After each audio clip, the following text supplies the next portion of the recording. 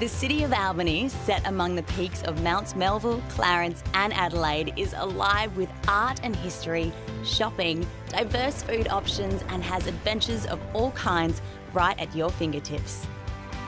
While the town is a great modern space with everything you need, if you actually take a second to stop, look around, you can not only see, but you can really feel the history that surrounds this place.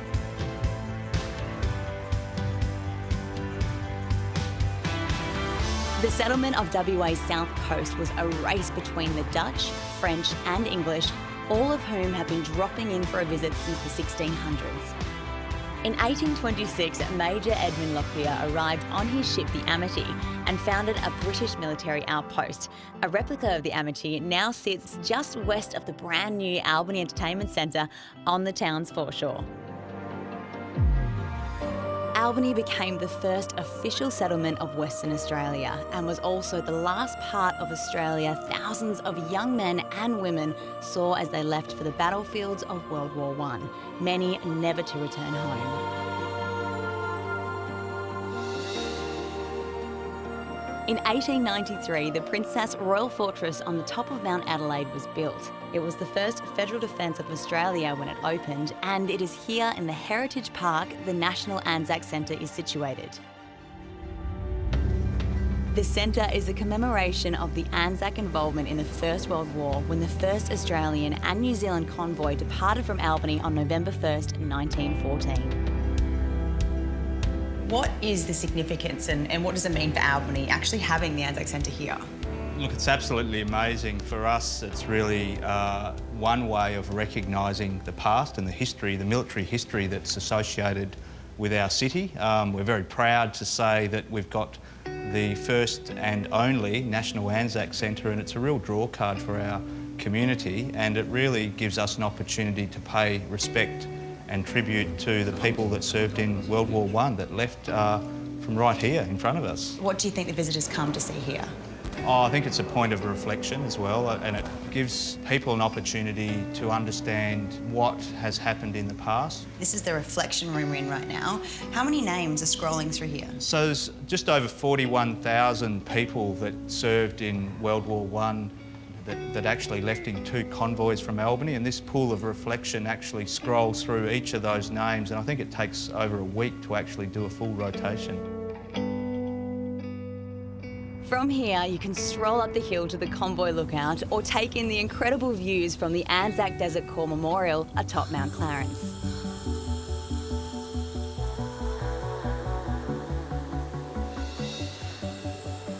At the base of the mountain is Middleton Beach, one of the most popular places in the town, and it's easy to see why.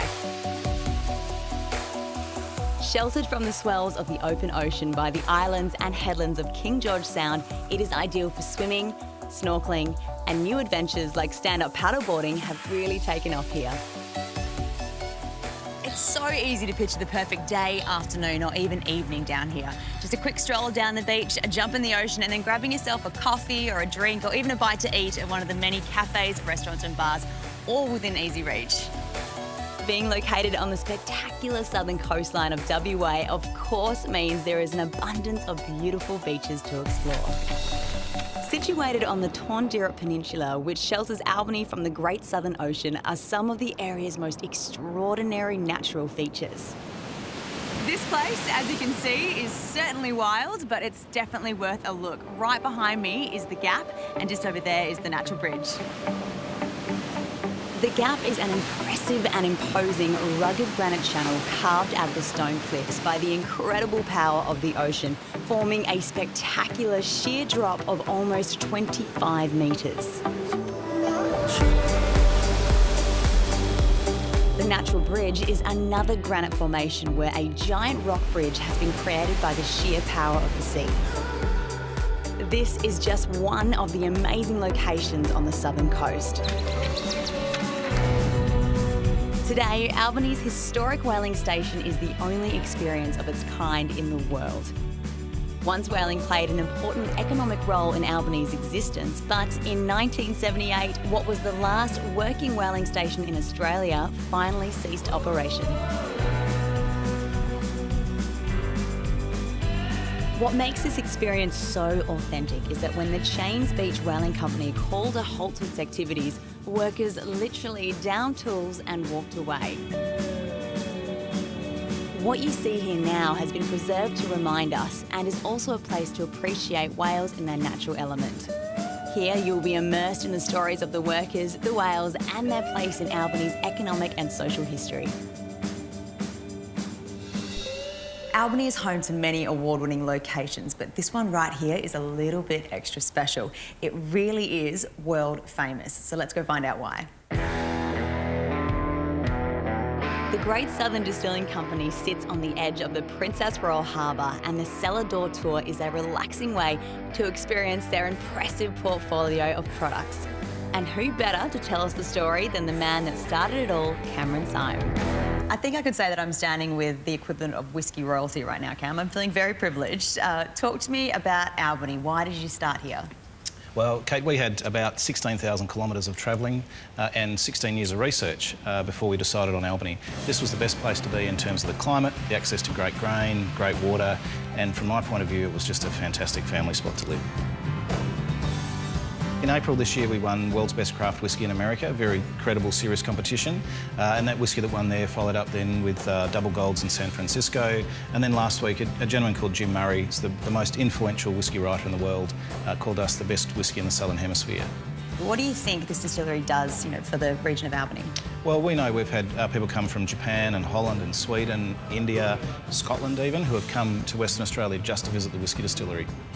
Albany's a great place for kids. There's fantastic beaches, really good things to do, and perhaps we add a little bit of that adult entertainment.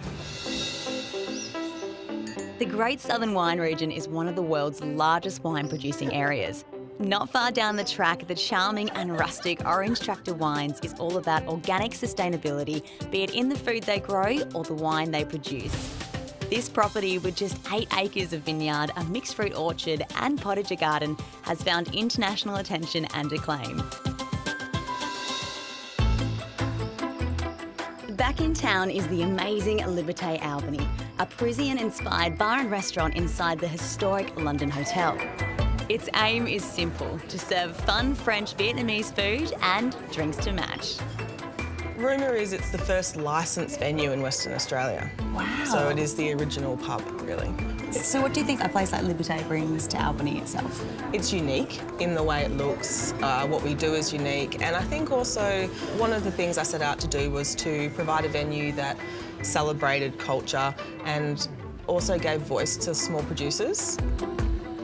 That's how I like to almost describe what I do. I do French Vietnamese interpreted through Great Southern produce. It's a little taste of Paris right here in Albany.